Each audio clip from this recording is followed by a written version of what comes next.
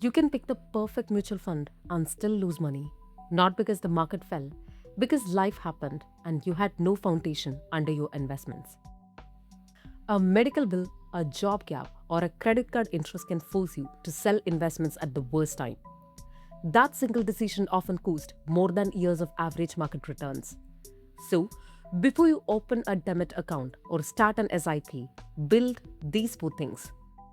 Most people never know where their money actually goes. Without that clarity, every rise disappears into lifestyle and nothing reaches investments. Practical version: track income and essential expenses for 30 days. Aim for a consistent surplus. That surplus is the raw material of wealth. Without it, investing is just rearranging debt. You cannot invest what you do not control. Experts consistently recommend 3 to 6 months of essential expenses. Start with a smaller target if needed, then expand.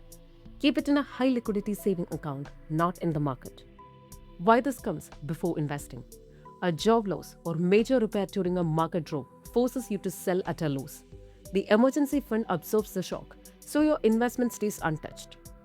An emergency fund is not wasted cash, it is insurance for your entire portfolio. A single hospitalization can erase years of SIPs. Health insurance stops that from happening. It is cheaper when you are young and healthy, and it removes the biggest threat to long-term compounding.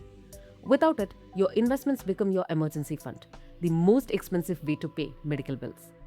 Insurance protects the money you will invest. Investing cannot protect you from a hospital bill. Paying off a 20% plus credit card is a guaranteed return higher than almost any realistic long-term market expectation. As long as that debt exists, part of your future income is already spoken for. Priority rule used by most planners: high interest debt first, low interest debt can run in parallel with investing. High interest debt is a silent tax on every rupee you will ever invest. Once these four are in place, investing becomes safer and more effective. You stop interrupting compounding, you stop panic selling, you let time to do the heavy work.